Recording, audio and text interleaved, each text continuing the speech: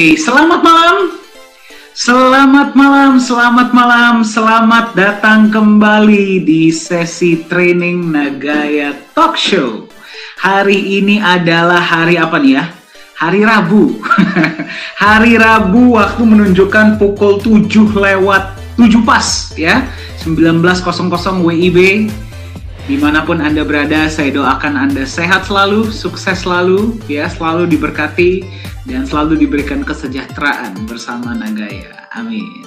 Oke, selamat datang bagi Anda yang setiap hari Rabu, Jumat selalu menghadiri sesi Nagaya. Saya ucapkan terima kasih.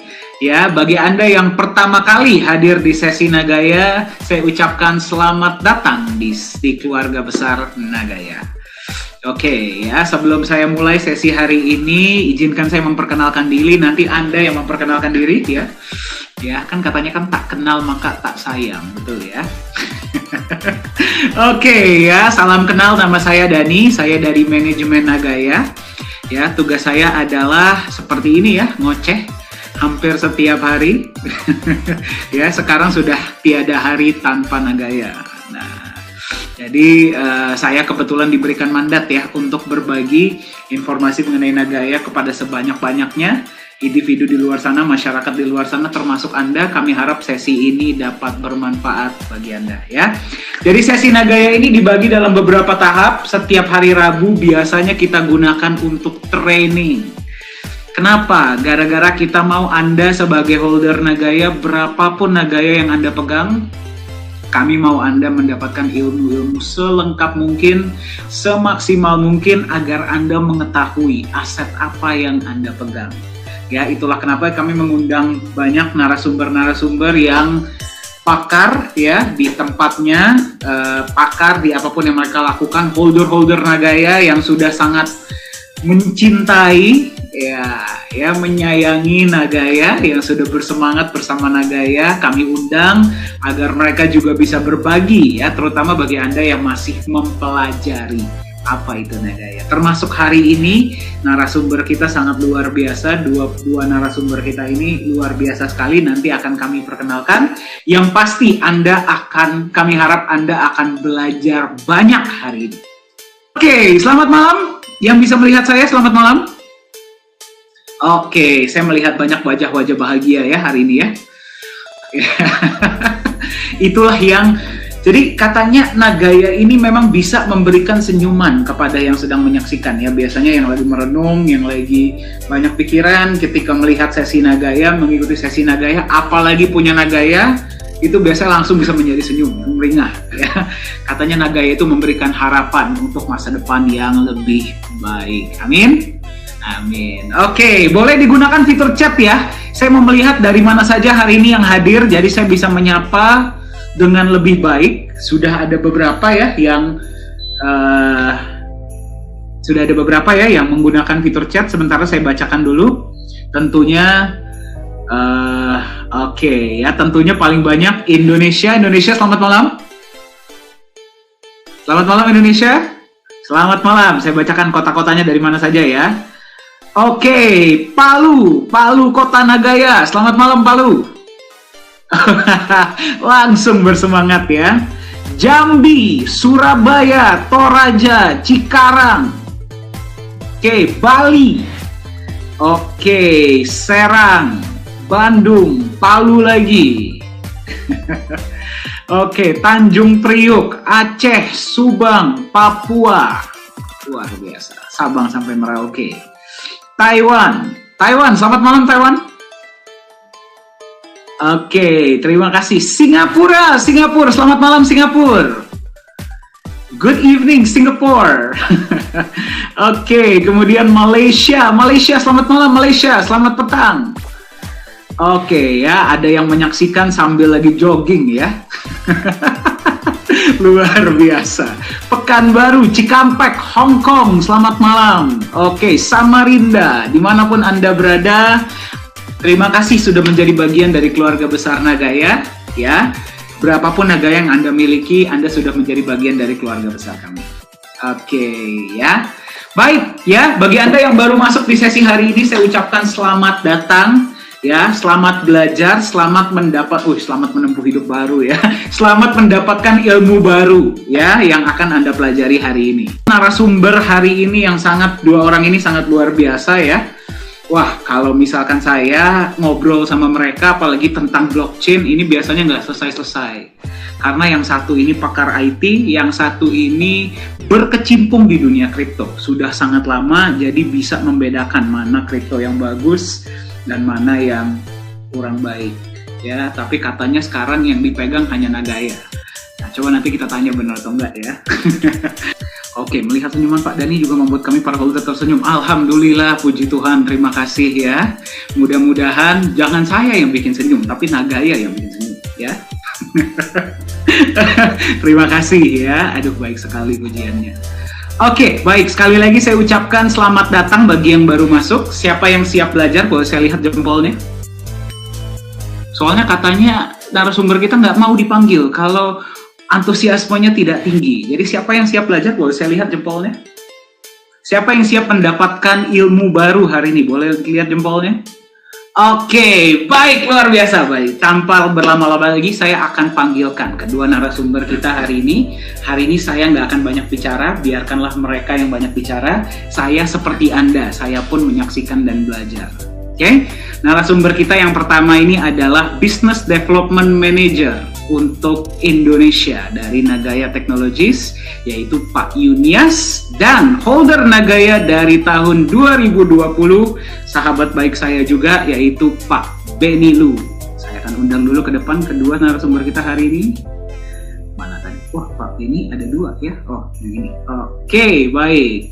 Selamat malam Pak Yunias dan Pak Benny, bagaimana kabarnya? Selamat malam Pak Dani, kabar baik, luar biasa ya. Saya lihat juga antusias teman-teman, luar biasa.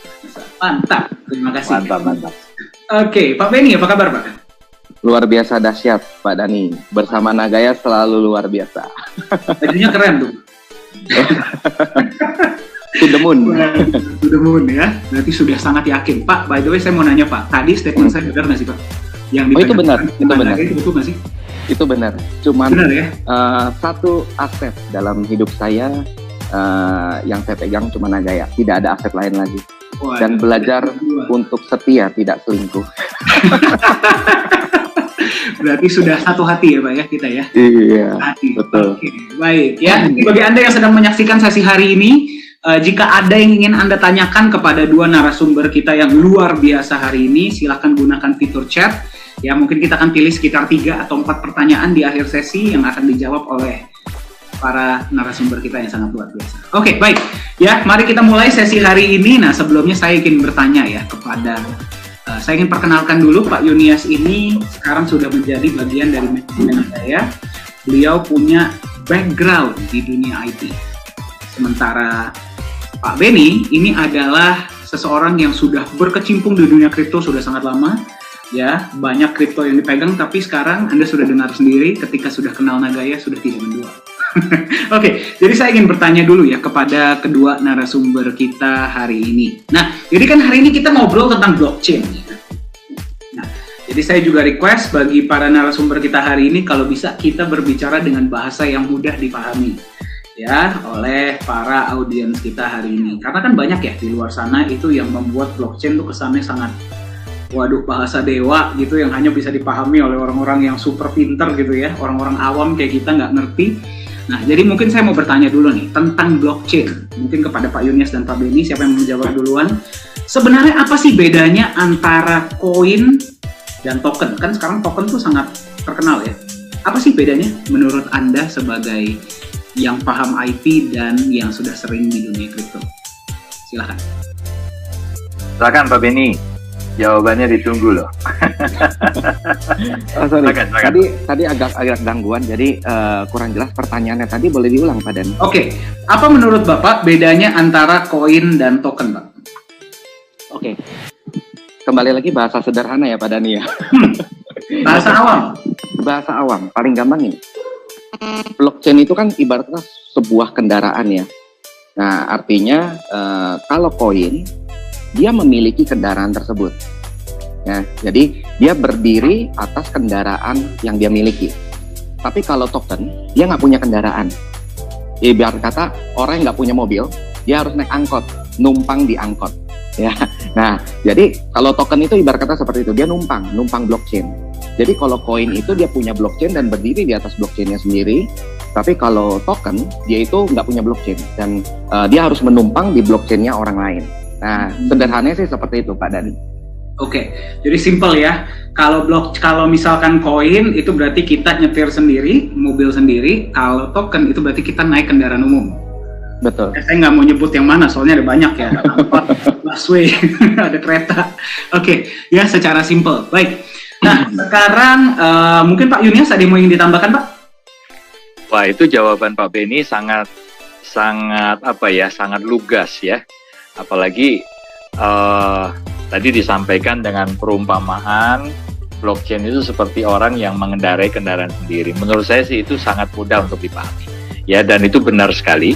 Jadi perbedaan antara blockchain dengan token ya pada prinsipnya itu ya. Jadi kalau blockchain itu sudah pasti kalau koin itu sudah pasti sesuatu yang dijalankan di atas blockchainnya sendiri ya. Jadi sebelum koin itu mulai bisa dijalankan, sudah bisa dibuat ya, maka yang harus disiapkan oleh developer adalah blockchain-nya tadi ya. Nah, sedangkan token itu sangat mudah. Jadi kapan saja bisa di-create ya, sampai bahkan jumlahnya unlimited. Ya, dia bisa buat sebanyak-banyaknya dan itu hanya menumpang. Ya, hanya menumpang saja. Jadi sangat mudah.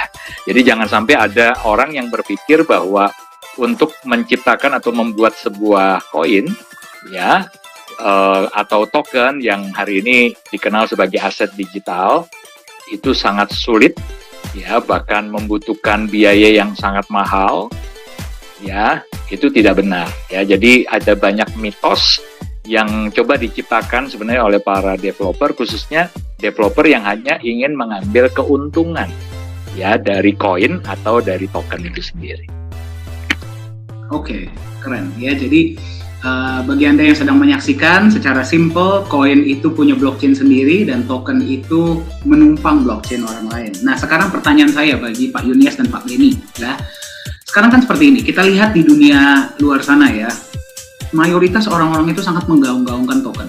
Semua orang buat token, bahkan sampai artis-artis pun sekarang bikin token gitu ya. Sepertinya semua orang itu mengarah ke membuatnya token, tapi Nagaya sendiri kan kita dari awal itu kan kita berkeputusan kita jalan di blockchain sendiri. Ya, memang manajemen punya alasan sendiri untuk melakukan itu. Ya, nah tapi kalau saya mau mendengar nih dari sudut pandang Pak Yunias sekarang sudah menjadi manajemen ya, ya. Tapi dari sudut pandang seseorang yang memahami dunia IT dan dari sudut pandang seseorang yang sering berkecimpung di dunia kripto, menurut Pak Yunias dan Pak Beni, apakah strategi ini tepat atau tidak dilakukan oleh Nagaya? Mungkin Pak Beni duluan Pak dari ya, silakan Pak Beni. Oke. Ya. Jadi kalau menurut saya langkah yang sudah sangat tepat ya, karena kalau saya mempelajari Nagaya, yang membuat saya tertarik dengan Nagaya itu bukan teknologinya, jadi bukan currency-nya, tapi yang membuat saya tertarik adalah building trust and value through legality and transparency. Jadi membangun kepercayaan dan nilai melalui legalitas dan transparansi.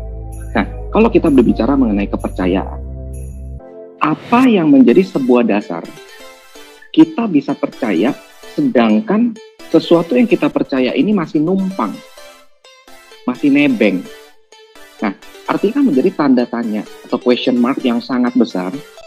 Ini beneran nggak sih mau serius? Kenapa sih kok nggak punya blockchain? Kok harus pre-sales dulu?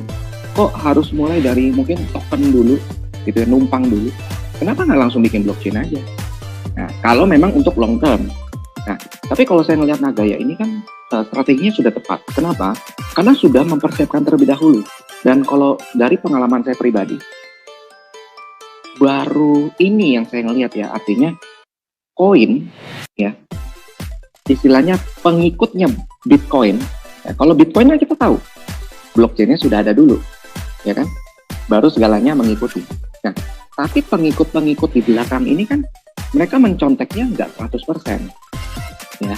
Yang mereka contek kan beberapa persennya doang. Nah, salah satu yang tidak mereka contek adalah membuat blockchain-nya dulu. Nah, tapi ini dilakukan oleh Nagaya, membuat blockchain-nya dulu, baru melakukan pre-sale. Nah, habis itu baru langkah berikutnya masuk ke market. Nah, kalau menurut saya ini langkah yang sudah sangat tepat dan strategi yang sudah sangat jitu ya. Kenapa? Karena kalau kita mau fokusnya kepada kepercayaan, maka kita harus bermain di sisi yang dimana orang punya dasar untuk percaya. Nah, tapi kalau misalnya Nagaya mungkin melakukan pre-sales dulu tapi tidak ada blockchain, tanda tanya. Karena banyak sekali koin-koin di luar sana, hampir 95% atau bahkan lebih, mereka belum punya blockchain, tapi sudah pre-sales. Ya, dan itu kan kita juga tanda tanya, wah ini beneran nggak ya? Ini bakalan punya blockchain atau enggak? Kalau tahu-tahu nanti hilang, atau ternyata itu bagian dari scam, wah kan mengerikan gitu ya. Tapi kalau saya ngeliatin Naga ini, persiapan sudah begitu amat matang, dipikirkan jauh untuk ke depan, dan diimplementasikan melalui blockchain yang sudah dibangun terlebih dahulu. Nah, mungkin itu dari kacamata saya ya Pak, sebagai mungkin praktisi di dunia kripto. Oke, masuk akal. Berarti ya secara nggak langsung ya kita bilang kalau memang kita niatnya serius, ya kita memang mau membangun kepercayaan, ya bangun dulu dong. Ya bangun dulu dong teknologinya baru kita jualan. Istilahnya kan gitu. Soalnya yang sangat digaung-gaungkan itu kan teknologi blockchain itu kan sangat aman, sangat advance ya. Tapi dijual duluan padahal teknologinya belum ada ataupun numpang dengan yang lain. Mungkin seperti itu ya Pak Bindi ya? Iya, betul. Oke. Pak Yunias, ada yang mau ditambahkan Pak? Iya, jadi selain dari sisi keseriusan ya, kenapa Nagaya memilih untuk di tahap pre-sale, kalau biasanya yang di luaran sana kan mereka seperti ada unsur coba-coba dulu ya. Ya, jadi tes market lah begitu ya. Nah, sementara kalau saya lihat Nagaya sendiri dengan memulai tahapan pre-sale itu dengan membuat sistem blockchain-nya dulu, jadi menyiapkan dulu sehingga setiap transaksi itu sudah bisa dipertanggungjawabkan. Integritasnya sudah benar-benar diletakkan di atas blockchain sendiri ya, jadi semua orang yang bertransaksi bahkan di tahap pre-sale itu sudah bisa memvalidasi ya. Menurut saya selain tadi keseriusan yang sudah disinggung, yang kedua adalah masalah keyakinan. Ya, jadi kalau keseriusan ini berbicara tentang membangun trust dan sesuatu yang long term, yang jangka panjang. Jadi benar-benar ini project di awal sudah dipersiapkan dengan sangat matang dan serius. Tapi keyakinan itu hal yang sangat berbeda, ya. Karena kalau keyakinan ini benar-benar bicara niat, bicara tentang integritas yang dari awal itu sudah dibangun. Ya, ini kembali pada akhirnya nanti berhubungan lagi dengan trust tadi. Ya, tetapi yang menjadi catatan menarik dalam pandangan saya, ketika developer itu membangun dengan keseriusan dan keyakinan, maka resikonya ya itu benar-benar diletakkan di pundak dari si developer. Sementara ketika mereka memulai project ya, itu dengan coba-coba dulu, dites dulu ya kan, dengan buat token, numpang dulu, tidak ada sistem blockchain-nya. Nanti kalau berhasil ternyata di tahap pre-sale-nya mereka sudah bisa dapatkan mengumpulkan crowdfunding yang cukup besar, baru kemudian mereka cari developer untuk membangun blockchain mereka sendiri. Dan itu memang ada yang berhasil sih ada. Tapi jangan lupa, dengan sistem yang seperti itu, maka resiko itu diletakkan pada pihak investor. Ya, jadi kita bersyukur sekali karena di Nagaya kita belajar sesuatu. Ya, dari awal Nagaya itu benar-benar membangun trust itu dengan integritas atau niat di awal. Ya, artinya ketika apa yang mereka bangun itu tetap sesuatu yang dibangun itu ada resiko fail. Ya, kita nggak bisa bilang bahwa sebuah bisnis guarantee 100% pasti sukses, pasti berhasil. Itu omong kosong. Ya, pokoknya yang garansi 100% itu too good to be true lah. Ya, nah di Nagaya kita bersyukur sekali karena integritas itu dibangun dari awal dengan membangun sistem blockchain, dengan biaya, dengan infrastruktur, bahkan dengan dengan proyek-proyek real yang membutuhkan modal di awal yang tidak sedikit. Ya, resiko itu ada di pundak resiko terbesar ya. Saya bilang resiko terbesar. Bukan berarti investor kalau misalnya fail tidak ada resiko. Tapi kan di Nagaya konsepnya juga sudah ada pembatasan ya, ada manajemen resikonya jelas, gitu loh. Ya. Nah, tapi sekali lagi ketika developer itu hanya coba-coba dari awal, tidak ada keseriusan, tidak ada keyakinan bahwa apa yang mereka bangun ini di jangka panjang pasti berhasil, maka sebenarnya mereka sedang mempertaruhkan resiko itu, bisa saya katakan 100% itu di pundak para investor. Wow, masuk akal Pak Yunias. Jadi yang pertama tadi dari Pak Beni ini adalah keseriusan, ya. Berarti kalau memang kita mau menunjukkan bahwa kita mau membangun sesuatu yang jangka panjang, apalagi yang kita jual itu adalah crypto aset berbasis blockchain, ya alangkah baiknya dibangun dulu dong baru kita jual, ya toh. Yang pertama, yang kedua dari Pak Yunias itu mengenai resiko, itu saya setuju ya. Berarti kalau misalkan developer Nagaya membangun dulu blockchain-nya, ya, dan membangun dulu proyeknya, membangun dulu infrastrukturnya, baru dia jual. Berarti resiko mayoritas ada di tangan developer. Tapi kalau misalkan Anda beli dulu sebuah barang yang bahkan belum ada barangnya, kumpulin duit dulu, ya, terus kemudian baru dibangun barangnya, kalau sampai terjadi sesuatu ya resiko di investor, karena developer nggak ada resiko dong. Betul ya Pak ya? Nah, ngomong-ngomong resiko nih Pak, ngomong-ngomong resiko, saya penasaran sama Pak Beni sama Pak Yunias. Kira-kira, ini bagi orang awam ya, bagi kita yang menyaksikan ya, membuat token tuh susah nggak sih Pak? Dan berapa sih modalnya Pak? Oke, Pak Beni punya data kelihatannya. Benar nggak Pak Beni? Oke, kalau saya berdasarkan dari, mungkin bisa sebut merek kali ya, Binance contohnya. Mereka kan menyediakan sebuah fasilitas, sarana untuk mendukung orang-orang yang mau bikin kripto. Ya, mereka menyediakan platform-platformnya gitu kan. Nah, kalau saya baca di sana, kalau kita mau bikin koin yang berbasis blockchain, itu kalau nggak salah paling murah itu 15.000 US dollar. Nah, itu untuk bikin blockchain. Oh, itu untuk tapi bikin kalau sendiri? Iya, bikin blockchain sendiri dan koin ya, basisnya koin. Oke. Nah, tapi kalau kita mau bikin token, itu murah banget. $50 aja. Mungkin Pak Yunias bisa cek tuh di Binance, bener gak tuh? Cuma $50. $15.000 dan 50, waduh, jauh juga. Jauh ya? banget. Mungkin kita bisa tunjukin kali ya, Beni ya. Nah, boleh tuh kalau bisa ditunjukin. Boleh. Saya kasih link siapa yang mau membagikan. Coba buka. Jadi kebetulan saya sudah buka ini. Oke, sebentar ya. Oke, Ya, silakan. ini buat teman-teman ya, buat teman-teman supaya paham benar bahwa sebenarnya untuk membuat sebuah token yang jumlahnya 10 triliun. Aduh, saya sampai angkanya spesifik sekali ya Pak ya. Saya nggak tega nyebut mereknya, tapi saya nyebut aja supply-nya ya, totalnya sampai 10 triliun. Itu modal dasarnya berapa? Ya, boleh silakan Pak Yunias, silakan di share screen-nya. Oke, ya, ini langsung saya buka dari situsnya academy.binance.com ya. Nah, ini ada tutorial bagaimana cara membuat mata uang kripto Anda sendiri.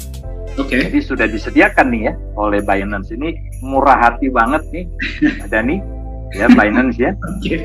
Jadi artinya sekarang ini apa yang dianggap sesuatu yang susah, mahal, teknologinya itu hampir ya orang awam, orang yang nggak paham IT mustahil lah ya, membayangkannya susah, mahal gitu. Sekarang dibuka loh sama si Binance ya. Nah, ini caranya, jadi tahapannya. Khususnya kalau kita mau buat token numpang di blockchain-nya si Binance ini. Nah, jadi dia menyediakan. Jadi buat token ya Pak ya? Buat Token token. atau koin? Iya, jadi dia ada tutorial untuk dia menjelaskan perbedaannya koin, token, kripto itu seperti apa, itu dijelasin. Ya, terus membuat koin seperti apa, membuat token itu seperti apa. Ini cukup jelas ya, membuat koin itu tahapannya seperti apa, buat token seperti apa. Nanti teman-teman juga dia kasih tahu ya Pak ya, perbedaan antara koin dan token pun ada di sini ya. Ada. Oke. Ya, tadi sudah disinggung ya, saya langsung saja karena ini cukup panjang, nggak mungkin kita bahas ini. Ya. Oke, saya scroll ke bawah saja. Nah, ini sampai ke langkah-langkahnya nih Pak. Membuat Pak, nanti mungkin boleh dikirim linknya ke chat ya Pak ya, jadi teman-teman boleh buka juga. Boleh ya. Jadi ini 6 langkah membuat mata uang kripto sendiri. Nah, ini sudah ada nih. Pilih platform blockchain yang sesuai dan sebagainya. Iya. Mekanisme konsensus, rancang arsitektur blockchain. Wah, lengkap banget. Nah, ya, membuat token BEP. Jadi sudah berbasis blockchain-nya si Binance. Nah, tapi yang tadi disinggung, ya, yang disinggung sama Pak Benny tadi harganya. Ini langsung aja Pak Benny ya. Kalau nggak salah di paling bawah itu. Ya, paling bawah. Nah, ini paling bawah. Nah, biaya membuat mata uang kripto. Silakan Pak Benny. Tuh, 15.000 kan? Kalau blockchain, tapi kalau token cuma 50. Silakan dihitung Bapak Ibu, $50 itu berapa rupiah? 700.000. 700.000 rupiah. Ini jadi kalau saya mau bikin 10 triliun kayak mau bikin 10 juta itu sama harganya ya? Sama. Waduh. Jadi siapa yang mau bikin kripto di sini? Jadi gini, Pak Dani dan teman-teman semuanya ya. Jadi sebenarnya ini adalah biaya data. Nah, yang mahal memang untuk bayar maintenance, kemudian juga untuk marketingnya. Marketingnya justru yang lebih mahal. Betul. Ya, untuk masuk ke exchanger, katakan ya, masuk exchanger itu developer kan harus bayar. Betul. Nah itu dia. Tapi kalau kita bicara buat tokennya sendiri, nah ini mau 10 triliun, bayangin ya, 10 triliun dengan modal dasar 50. Atau katakanlah ya Pak Benny ya, anggap aja lah disamain ya, seperti kalau buat blockchain sendiri gitu ya, 15.000 lah modalnya gitu ya, supaya bisa running, sampai bisa masuk exchanger, developer harus menyiapkan 15.000. Itu kan murah banget itu. Tuh, ya, sangat terjangkau. Sangat terjangkau, artinya siapapun sebenarnya bisa kan. Benar ya? Lalu bagi aja dengan 10 triliun token. Waduh. Sementara hari ini dengan modal 15.000 dalam waktu singkat, token artis itu sudah mungkin bisa mengumpulkan penjualan ya, valuasinya mungkin sudah di atas berapa juta US dollar. Bentar, berarti Pak Benny dan Pak Yunias ini tolong perbaiki saya kalau saya salah ya. Berarti saya tinggal siapkan dana di awal $50 nih, ciptakanlah 10 triliun misalkan ya. Nggak tahu kenapa dari tadi kita menggunakan kata 10 triliun seolah-olah itu sangat spesifik ya. 10 triliun gitu misalkan ya, ciptakanlah ya, terus kita jual. Tadi Pak Yunias menyebut sesuatu yang sangat menarik Pak Benny. Itu berarti modal untuk marketing lebih besar daripada modal untuk bikin koinnya, bikin tokennya. Betul. Jadi kita siapkan modal, taruh misalkan $15.000 gitu ya. 200 juta deh ya, 200-300 juta. Marketing, create hype ya, ciptakan hype. Beli koin dapat mobil bayar Tesla. Influencer, Pak. Itu kan kenapa saya menyebutnya Tesla ya. Kok kayaknya spesifik sekali, tapi ya sudahlah, misalkan dapat mobil gitu ya. Orang beli dong dengan harapan bahwa suatu saat harga koinnya ini akan naik. Ya nggak tahu ya, janjinya akan dibuat game kah atau bagaimana kah gitu ya, atau metaverse kah, apapun itu ya. Ya.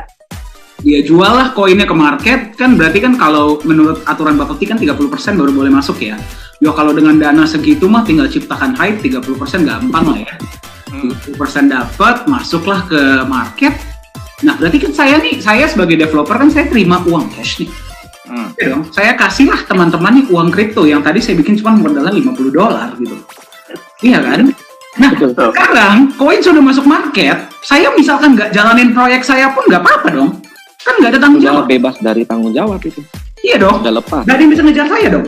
Nggak ada. Karena kan kalau udah masuk market, harga itu ditentukan oleh supply and demand, bukan developer lagi. Beda Betul. cerita kalau masih pre-sale. Dan itu kalau berarti misalkan masih harga turun sepenuhnya pun, Pak Benny, developer.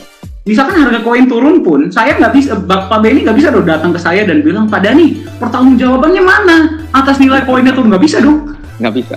Waduh, saya terima uang cash enak-enak, saya jual aset digital modal cuma $50, enak sekali ya, Itu namanya fresh money.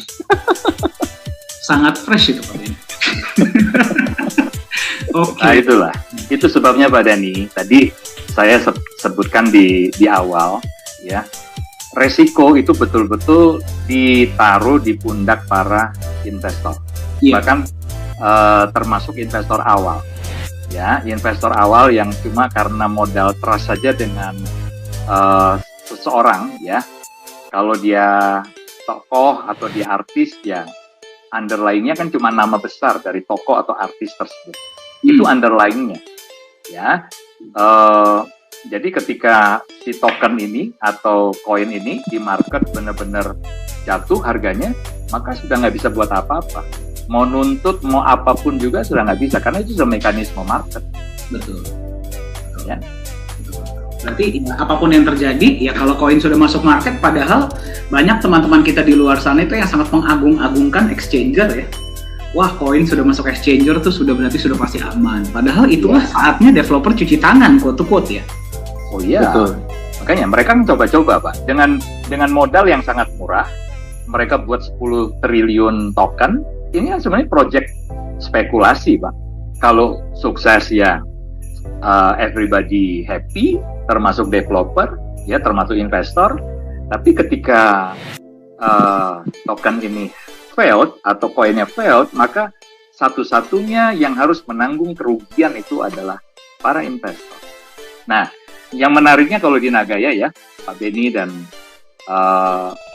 Pak Dani, kita mendengar dari awal Pak Yohanes Chandra itu selalu mengatakan, ya, di Nagaya ini kita nggak bisa mengagung-agungkan teknologi. Ya, kenapa? Karena kenyataannya ini, Pak, begitu mudahnya gitu. Ya, bahkan orang yang punya background sebagai programmer ya, orang sebagai orang yang berkecimpung di dunia programming seperti saya, asal saya update ya, dan saya belajar coding, bahasa pemrograman yang dipakai itu kan C++, Pak. Jadi orang yang punya background seperti saya sebagai programmer itu bisa buat blockchain bahkan, Pak. Gitu loh. Nah, ini terbukti kan. Sekarang kalau kita cek di CoinMarketCap kan jumlah kripto ya, baik koin maupun token sudah di atas 18.000 kalau nggak salah. Iya, 18.500-an. Nah, itu dia. Tambah banyak. Itu belum termasuk yang sudah delisting loh. Ya. Atau yang belum listing gitu kan, seperti Nagai kan juga belum listing di situ. Ya, dugaan saya sepanjang 13 tahun dari 2008-2009 kemunculan Bitcoin itu sudah di atas 20.000 jenis token yang pernah dibuat, jenis kripto ya, koin maupun token yang pernah dibuat. Saking mudahnya, Pak, dan murahnya. Saking mudah dan murahnya, itu menarik. Ya, jadi sebenarnya yang paling penting adalah bagaimana developer itu secara bertanggung jawab mereka membangun fundamental gitu. Nah, itulah yang dikerjakan oleh Nagai. Oke, berarti ya memang kembali ke poin tadi ya. Berarti yang pertama ya, kalau memang kita mau membangun kepercayaan, ya kita bangun dulu lah apa yang mau kita jual. Itu kan yang pertama. Dan yang kedua itu kita ngomong tentang resiko ya Pak ya. Pak Benny dan Pak Yunias, kita coba hitung-hitungan gimana Pak? Boleh. Silakan. Ini biar seru nih, biar teman-teman kita yang sedang menyaksikan hari ini bisa memahami gitu loh. Apa sih sebenarnya yang terjadi di dunia kripto akhir-akhir ini. Kita coba hitung-hitungan nih Pak ya. Misalkan saya bikin koin supply-nya 10 triliun nih ya. Apa ya? Saya dari tadi pakai kata 10 triliun terus ya. 1, 2, 3, 4, 5, 6, 7, 8, 9, 10, 11, 12. Betul ya berarti ya? Betul ya? Saking banyaknya nolnya ya. Kalau misalkan koin ini mau masuk ke market, ya aturan Bapepti itu kan 30% ya Pak ya? Iya. Betul, 30%. Ya. 30% berarti 3 triliun. Ya udah, nolnya kebanyakan ya. 3 triliun. Ya. Taruh misalkan berarti dia harus jual dulu 3 triliun koin kepada market sebelum dia bisa masuk kepada publik, sebelum dia bisa masuk market, tahap ICO. Taruh misalkan setiap koin itu dia tadi saya sempat hitung-hitungan ya. Setiap koin itu dia jual di harga 0,00001 deh, contohnya ya. Modal tadi berapa? $50. $50 ya. Taruh deh untuk biaya marketing, untuk biaya nge-pump dan sebagainya, taruh deh dia persiapkan dana yang tadi kita hitung $15.000. Yes. Betul ya? 15.000 ya. So, taruh misalkan ini modal dia. Ini $0,00001 dikalikan 3 triliun itu nilainya berapa, Pak? $30 juta, Pak. Iya. $30 juta loh. $30 juta. Ada yang bisa hitung $30 juta tuh berapa rupiah? Nolnya banyak. $10 juta aja itu kalau misalkan kita pakai kurs 15.000 itu 150 miliar. Berarti 450 M. Ya. Taruh deh, misalkan kita cuma ambil 1%-nya dari nilai ini. Berarti $300.000. Betul? Ya, 5 miliar. 5 miliar, modal cuman 200 juta. Yes. Dan sekarang berarti kan sisa-sisa supply ini masih ada 7 triliun nih. Betul ya? Apapun yang terjadi dengan 7 triliun ini kan termasuk market. Ya dong, ya apapun yang terjadi, ya terserah market dong. Berarti developer sudah tidak bertanggung jawab dong. Berarti pada tahap ini, kalau misalkan programnya dia nggak jalanin, ya dia juga sudah bisa dituntut. Harga koinnya turun pun dia juga sudah nggak rugi dong. Yang rugi, ya seperti yang Pak Yunias bilang, holder. Betul ya Pak Yunias dan Pak Beni ya? Ini pemahaman saya sebagai orang awam salah nggak sih kalau misalkan kita hitung seperti ini? Oh, enggak. Logik sih. Dan ingat ya, ketika developer itu berhasil menjual di harga 0,0001, ya, dan kemudian karena satu lain hal ternyata dia fail, dan hari ini nolnya ya bukan lagi 4, tapi nolnya 6, ya, jadi turun ke 0,000001. 01, ya. Berarti di bawah harga dia awal buka pas ICO. Ya. Pertanyaan saya, developer apakah mengalami kerugian? Enggak. Valuasi di market turun. Ya, turun. Tapi ingat, dana yang sudah masuk ke pihak developer itu kan di posisi harga 0,00001. Berarti sepenuhnya yang tadi saya katakan, yang harus menanggung kerugian ya adalah para investor.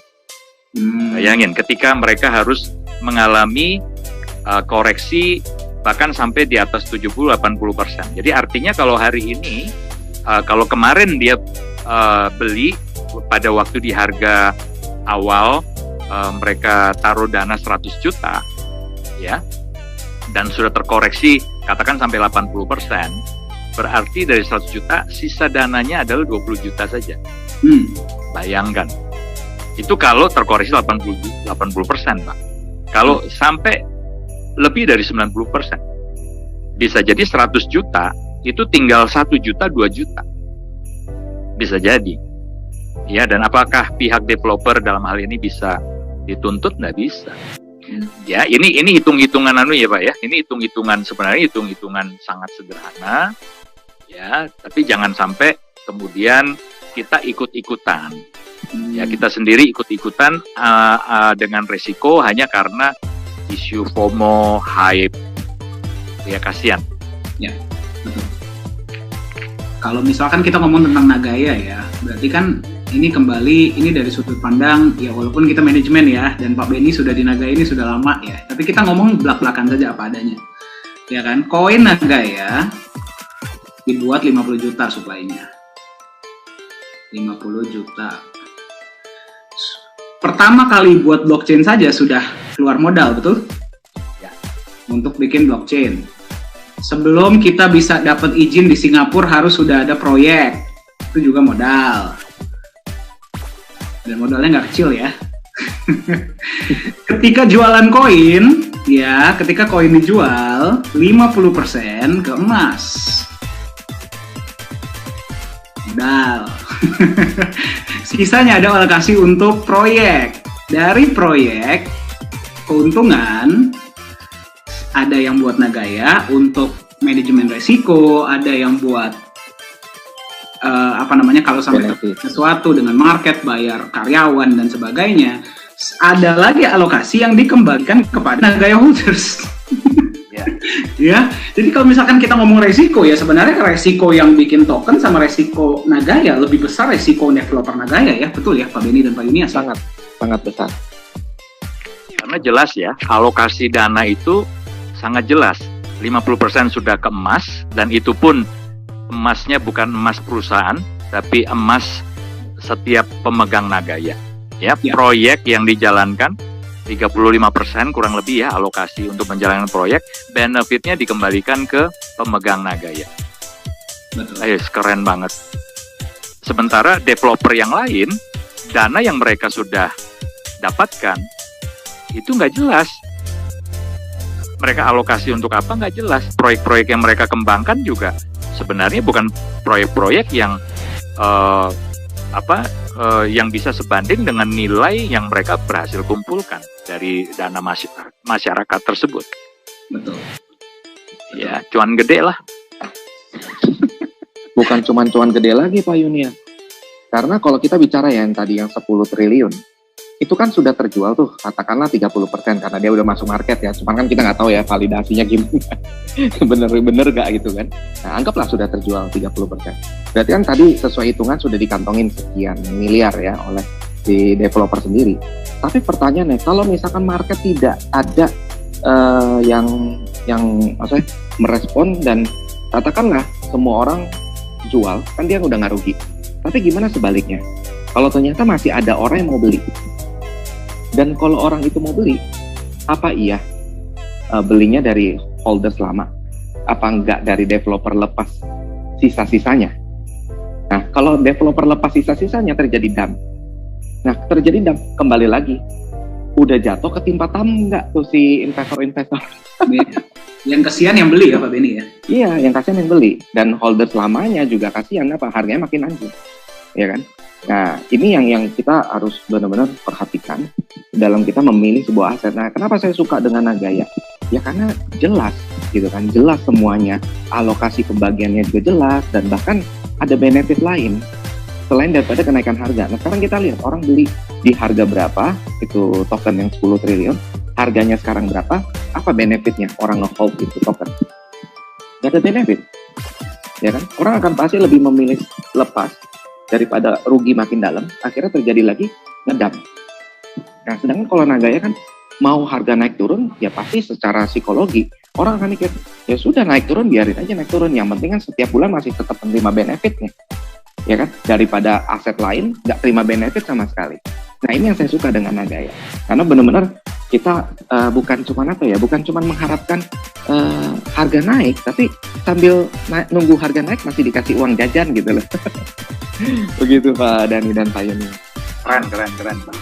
Keren. Thank you Pak Benny dan Pak Yunias ya. Tadi kita sudah cukup berbicara tentang blockchain dan token dan koin. Teman-teman masih semangat? Yang masih semangat boleh saya lihat jempolnya? Masih semangat. Oke, kalau gitu kita masuk ke beberapa pertanyaan yang sudah masuk ya. Sebelum kita masuk ke pertanyaan selanjutnya. Pertanyaan pertama ini untuk Pak Benny. Pak Benny ada pertanyaan nih Pak. Ya. Boleh. Dari salah satu holder. Pak Benny, selamat malam. Saya sering mengikuti edukasi Pak Benny. Pertanyaan saya Pak, kalau misalkan Bapak bukan holder Nagaya,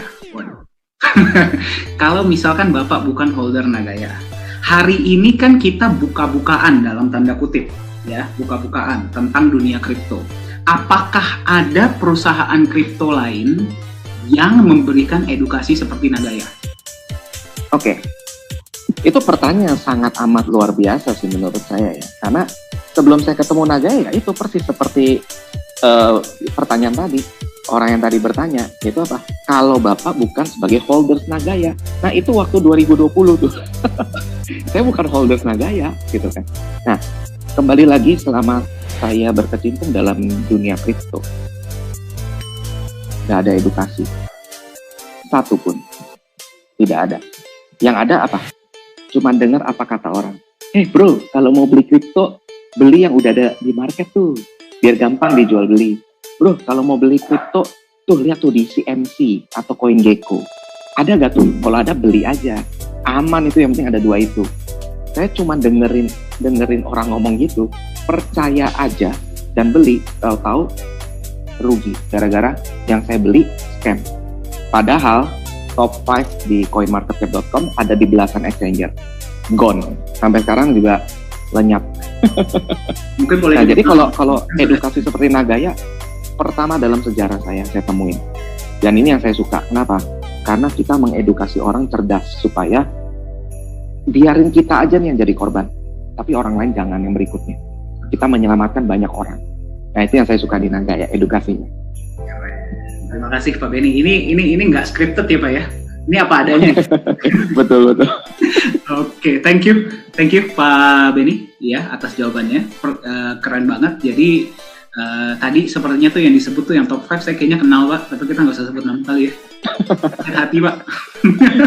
Iya, sakit hati banget soalnya. Ya, jadi memang ini belum ada ya, karena memang mayoritas token-token koin-koin di luar sana yang mereka jual itu adalah hype. Ya, berarti yang mereka jual ini adalah emosi. Jadi Anda beli itu tidak berpikir logika, emosi, hajar aja beli. Ya, biasanya menyesalnya kemudian. Ya, jadi memang Nagaya ini seperti pesawat ya Pak Benny ya, kita ngelawan arus. Betul. Oke, thank you. Pertanyaan selanjutnya untuk Pak Yunias. Pak Yunias, selamat malam. Menurut Bapak, apakah semua token itu jelek dan apakah semua koin itu bagus? Oke. Aduh, saya mesti jawab apa ini ya? Oke, saya harus ngomong apa adanya ya. Jadi sebenarnya terus terang saya skeptis untuk semua yang namanya aset kripto. Ya, skeptis untuk semua. Ya, itu mau koin maupun kripto. Ya, dan kalau mungkin Pak Benny pernah ngalami pengalaman buruk dengan salah satu aset kripto ya. Itu di 2018 itu ya, karena top 5 kejadian itu saya juga ngikuti. Tapi saya nggak pernah ngalami, Pak. Jadi yang namanya kerugian di kripto itu saya nggak pernah ngalami. Kenapa? Karena dari awal saya skeptis. Saya nggak percaya. Tapi saya ngalami banyak itu di forex. Nah, itu dia. Karena saya sejak awal ya, ketika ada kawan-kawan nawarin saya kripto dan sebagainya, saya selalu kasih tahu mereka, jangan. Itu pasti bubble. Ya, dan saya dorong mereka pilihannya itu ke forex.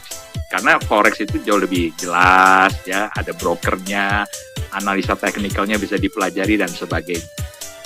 Ya, jadi teman-teman, kalau dari saya sih, saya tidak bisa merekomendasikan apa-apa ya tentang sebuah aset kripto yang lain. Nah, tapi kenapa di Nagaya saya kok 180 derajat berbeda? Saya bisa terima, bahkan sama seperti Pak Benny, ini satu-satunya ya, satu-satunya yang saya pegang hari ini. Tapi satu-satunya bukan karena yang kemarin-kemarin sudah pernah pegang gagal, enggak. Tapi benar, ini satu-satunya aset kripto yang pernah saya beli dan saya hold sampai sekarang. Ya, kenapa bisa berbeda? Karena itu tadi, ya, dari awal integritas developer, ya, integritas manajemen dari awal itu sudah benar-benar dibangun. Ya, trust-nya itu dibangun dengan benar. Konsepnya bagaimana dia menjadikan aset ini bernilai. Ya, sementara yang lain-lain, token maupun koin yang lain, saya nggak menemukan alasan bagaimana ya sebuah angka digital itu kok hari ini Anda berani bayar dengan harga 47.000 US dollar. Bagi saya nggak make sense. Sebuah angka digital, koin kosong yang tidak ada underlying-nya, tidak ada backup emasnya, tidak ada project real-nya. Lalu Anda berani bilang, oke, saya berani bayar 47.000 US dollar. November tahun lalu bahkan di atas 68.000 US dollar. Buat saya itu spekulasi tingkat dewa. Nah, itu dia. Tapi sekali lagi, itu opini saya, pandangan saya. Tapi Anda yang berpikir bahwa dia sudah punya ambil lah contoh mother of crypto ya. Mother of crypto, dia sudah punya market cap yang sangat besar, valuasi yang sangat besar di market, kemudian dia punya komunitas juga yang sudah besar, dan Anda berpikir bahwa itulah underlying-nya. It's okay, ya. Jadi saya tidak berani mengatakan semuanya jelek, ya, karena dari sudut pandang mana Anda menilai. Tapi kalau saya punya pandangan seperti itu, ya semoga bisa menjawab. Oke, baik. Ya, suara saya kan masih kedengeran ya sampai sekarang ya? Terdengar jelas. Oke, baik. Pertanyaan selanjutnya Pak, ini ada di chat ya, untuk Pak Beni lagi. Oke, pertanyaan untuk Pak Beni seperti ini Pak. Pak Beni, bagaimana caranya Bapak memvalidasi bahwa Nagaya benar-benar punya blockchain? Oke. Cara saya memvalidasi sebenarnya simpel sih. Yang dilakukan oleh orang rata-rata yang notabene adalah berkecimpung dalam dunia kripto yang sudah cukup lama, artinya sudah kena asam garamnya lah ya. Nah, caranya paling simpel. Untuk memvalidasi blockchain, yang namanya blockchain, artinya kan visi utama dibuatnya kripto itu kan sebagai peer-to-peer electronic system. Berarti identik dengan peer-to-peer. Ya. Nah, cara ceknya dia punya blockchain atau enggak, tes peer-to-peer. Bisa nggak peer-to-peer? Kalau dia nggak bisa peer-to-peer, tanda tanya. Nah, kalau dia bisa peer-to-peer, tetap harus cek Block Explorer. Punya nggak dia Block Explorer?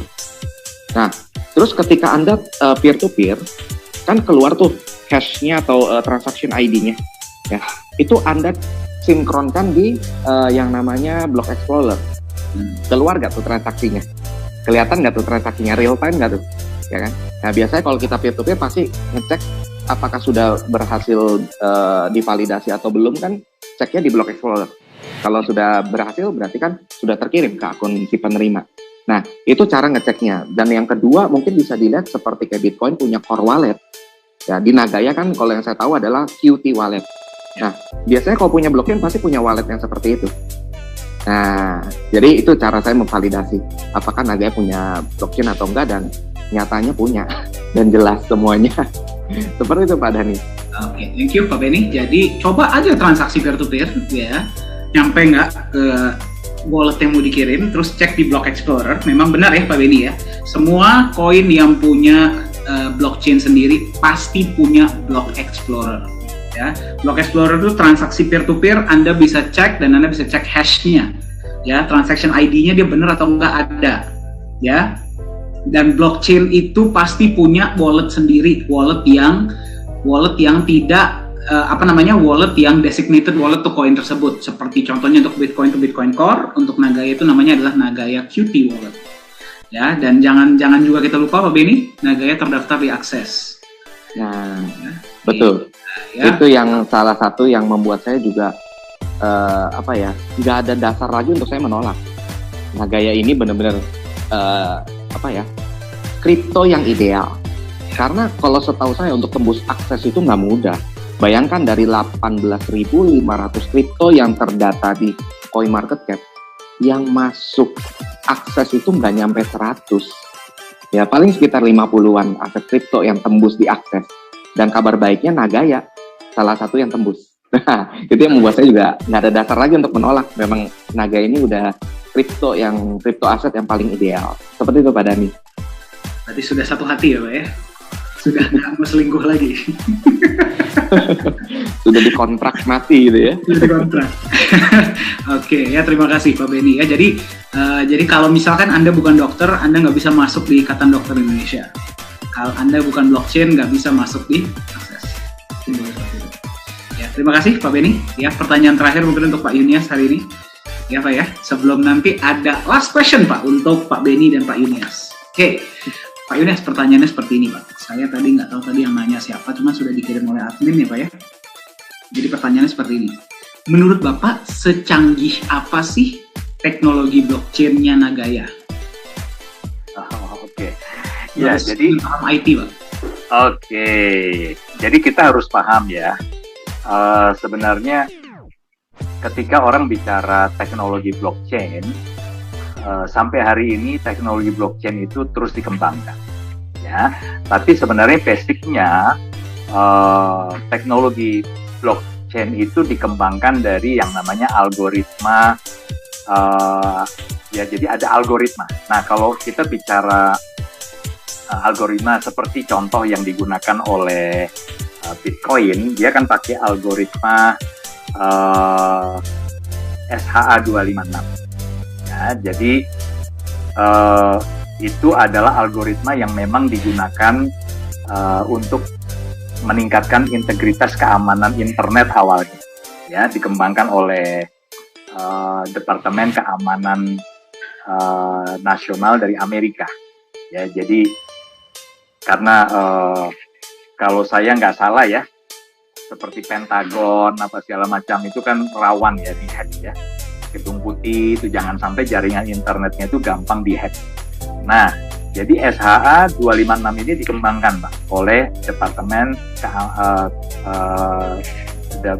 Keamanan Nasional dari Amerika. Ya, untuk meningkatkan tadi keamanan, integritas keamanan internet supaya nggak gampang diretas. Nah, teknologi yang sama itu digunakan oleh yang namanya Bitcoin tadi. Ya, jadi kalau kita bicara SHA-256 itu pun sampai hari ini terus dikembangkan. Ya, dari yang sebelumnya versi bisa dikatakan dia versi 0, versi 1, kemudian versi 256 itu versi 2. Nah, sekarang sudah dikembangkan lagi menuju ke versi 3. Tentunya dengan peningkatan sistem keamanan yang lebih tinggi lagi, lebih canggih lagi. Ya. Nah, kalau kita bicara Nagaya menggunakan script. Ya, algoritmanya itu script. Nah, kenapa tidak menggunakan SHA-256? Karena SHA-256 meskipun dia hari ini sangat canggih ya, tingkat keamanannya tinggi, tapi dia punya kelemahan. Salah satu kelemahannya adalah dia boros energi. Ya, jadi ini salah satu isu yang sekarang lagi membuat banyak negara-negara ya itu menolak Bitcoin atau mining ya, khususnya para miners Bitcoin. Ya, seperti terakhir kita dengar di Malaysia itu bahkan sampai mesin-mesin miningnya ya, VGA-VGA-nya itu sampai dimusnahkan. Ya, kenapa? Karena dia menggunakan suplai energi yang sangat besar. Ya, jadi ini nggak ramah lingkungan. Nah, Nagaya memilih algoritma yang lebih light, yang lebih ringan. Ya, tapi dari segi teknologi nggak kalah dibanding dengan SHA-256. Nah, yang digunakan adalah algoritma script. Ya, ini lebih ramah lingkungan, tidak boros energi. Terus yang berikutnya juga yang keren karena Nagaya kan sudah di mining habis ya. 50 juta itu sudah keluar semua. Gitu loh. Ya, jadi tidak perlu lagi membutuhkan para miners untuk menambang Nagaya. Ya, sudah di mining di awal 50 juta. Ya, kenapa seperti itu? Karena memang Nagaya kan setengahnya di awal sudah di backup emas. Jadi kalau saya bisa mining, saya dapat 1 Nagaya. Nah, pertanyaannya siapa yang bertanggung jawab untuk membackup 1 Nagaya yang saya mining ini dengan 50% emas? Siapa? Gitu kan? Kan tidak ada. Nah, itu sebabnya Nagaya memang sebagai developer punya strategi. Jadi di mining habis dan isu tentang energi sudah nggak ada nih. Ya kan, karena sudah di mining selesai dengan energi yang sangat murah. Lalu Nagaya menjual hari ini di tahap pre-sale, sementara emas yang membackup 50% itu disediakan ya oleh perusahaan. Perusahaanlah yang membeli emas untuk cadangan, untuk backup Nagaya ini. Nah, itu luar biasa ya. Jadi kalau bicara teknologi, teman-teman, teknologi blockchain tidak akan berhenti sampai di sini ya. Dan yang digunakan oleh Nagaya itu seperti yang digunakan oleh Litecoin. Jadi teman-teman yang pernah dengar tentang Litecoin, nah algoritmanya sama ya, sama dengan yang digunakan oleh Nagaya. Jadi don't worry, jangan khawatir ya, dan Nagaya juga akan terus mengikuti perkembangan teknologi yang terkini. Percayalah. Ya mungkin itu jawaban dari saya Pak. Nah, terima kasih Pak Yunias. Jadi Nagaya ini menggunakan teknologi blockchain yang bernama Scrypt ya. Scrypt ini digunakan juga oleh Litecoin. Semua 50 koin sudah diminting ya, atau sudah di mining ya. Dan betul ya Pak Yunias ya. Kalau misalkan teknologi blockchain itu kalau benar-benar ada dan benar-benar dijalankan itu tidak bisa diretas. Betul ya Pak Yunias ya? Oh betul ya. Kenapa? Karena ya itu tadi dia kan menggunakan algoritma hashing ya. Jadi bedanya dengan algoritma enkripsi, kalau enkripsi itu dua arah Pak. Ya itu pengsandian. Kalau enkripsi itu kan pengsandian aja dari teks itu menjadi sandi. Nah, tapi bisa dibalikin Pak. Dari sandi kemudian dibalik lagi ke teks semula. Ya, jadi untuk mengubah teks, informasi, data menjadi sandi itu dia disebut dengan enkripsi. Teknologi enkripsi. Nah, kemudian untuk merubah dari sandi ke bentuk semula itu membutuhkan dekripsi. Ya, jadi butuh namanya public key dan private key. Nah, ini teknis banget. Nah, tapi sementara kalau di blockchain, Pak, itu satu arah. Jadi algoritma hashing itu cuma mengubah informasi, data, termasuk teks apapun itu, ya, disandikan dalam bentuk hash, ya, nilai hash dalam bentuk angka, dalam bentuk sandi lah ya, gampangnya begitu. Tapi sudah nggak bisa dikembalikan. Ya, satu arah ya Pak ya? Satu arah ya. Jadi inilah yang membuat prinsip kekekalan di blockchain, di dunia kripto, aset kripto. Ada prinsip kekekalan tidak bisa diubah lagi. Sekali sudah dirubah ya dalam bentuk hash, maka nilai hashnya ini sudah tidak bisa diapa-apakan lagi. Ya, bagaimana kalau seandainya ada yang mencoba untuk meretas, mengubah? Nah, ketika merubah satu data atau satu hash, itu akan berdampak. Dia harus mengubah semuanya.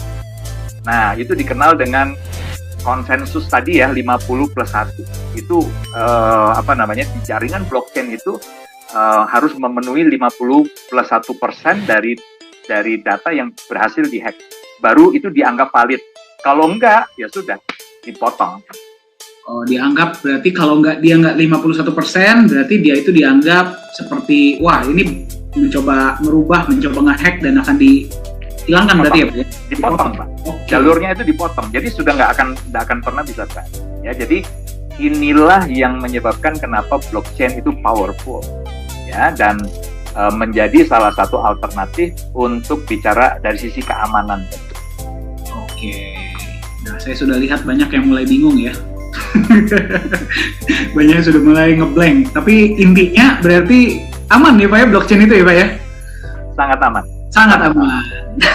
Oke. Kalau misalkan berarti ada koin-koin yang mengaku tiba-tiba hilang gitu ya, itu berarti bukan dari blockchainnya, tapi dari developernya. Jangan salahin blockchainnya gitu ya. Betul ya Pak Benny dan Pak Yunias ya? Sangat betul. Betul sekali. Baik, keren banget ya. Hari ini kita sudah berbicara selama hampir 1 jam ya, bareng-bareng tentang blockchain, bedanya koin dan token. Kita tadi sempat berbicara juga tentang fenomena ya, beberapa token-token di luar sana dan sebenarnya mekanismenya seperti apa ya. Saya mau tanya nih, bagi Anda yang sedang menyaksikan sesi hari ini, ya, yang sedang mendengar suara saya dan sedang menyaksikan, siapa yang mau ada sesi blockchain lanjutan? Boleh tolong angkat tangan? Kita bahas tentang topik lain. Siapa yang mau? Waduh, pada angkat tangan semua. Coba saya lihat siapa saja. Nah, Pak Yunias dan Pak Benny, mohon maaf sudah nggak bisa nolak ya, karena demand-nya sudah ada. Jebakan Batman. Saya nggak nanya mereka dulu, saya langsung tanya Anda. Karena kalau Anda bilang mau, mereka nggak bisa nolak. Oke, ya mungkin boleh tolong dikirimkan. Tadi saya sudah sempat kirim survei, sebuah pertanyaan. Untuk topik selanjutnya tentang blockchain, kalau misalkan kita nanti, bukan kalau ya, ketika kita adakan lagi bersama dua narasumber kita ini, apa yang ingin Anda pelajari tentang blockchain? Ya, boleh tolong dikirimkan via chat. Pak Yunias dan Pak Benny siap ya? Diundang lagi. Ya, sebenarnya saya boleh usul nih sebuah topik nih. Boleh, Next silakan. topik ya. Jadi kita mau kasih PR nih ya buat Pak Benny. Ya. Aduh. Jadi nanti Pak Benny harus siap ya. Mungkin next topik kita bisa bicara kiat-kiat memilih kripto aset terpercaya, Pak. Waduh, mantap. Siapa yang setuju? Pak Benny mohon maaf, sudah pada setuju ya. Berarti kita harus persiapkan. Oke, baik. Ya berarti nanti kita akan adakan blockchain talk, Nagaya Talk mengulik blockchain episode kedua. Ya, topiknya tadi sudah dipropose, kiat-kiat memilih aset kripto yang baik dan benar, tapi nanti akan kita kabarkan apa topiknya ya. Tapi Pak Yunias dan Pak Benny setuju ya kalau kita undang kembali untuk berbagi kepada holder-holder. Setuju. Baik, Pak Yunias dan Pak Benny, terima kasih banyak ya sudah berbagi hari ini. Memang kita nggak panjang-panjang agar para holder yang pertama bisa mendigest apa yang mereka terima hari ini, dan yang kedua agar penasaran Pak untuk sesi selanjutnya. Setuju. Tadi ada banyak pertanyaan ya, mohon maaf yang belum terjawab karena keterbatasan waktu. Boleh kontak kami di manajemen, kami akan membantu menjawab, atau kontak yang memberikan Anda informasi tentang Nagaya agar Anda bisa mendapatkan informasi lebih lanjut mengenai apa itu Nagaya, bagaimana cara kerjanya, cara daftar, cara beli, dan bagaimana caranya Anda bisa berpartisipasi di Nagaya. Oke, baik ya, mungkin itu saja untuk sesi kita hari ini. Pak Benny dan Pak Yunias, terima kasih sudah berbagi ya kepada para holder hari ini. Ya, kita akan bertemu lagi di sesi Nagaya Talk membahas tentang blockchain selanjutnya ya. Silakan hubungi yang memberikan Anda informasi tentang Nagaya untuk Anda bisa mendapatkan informasi yang Anda butuhkan.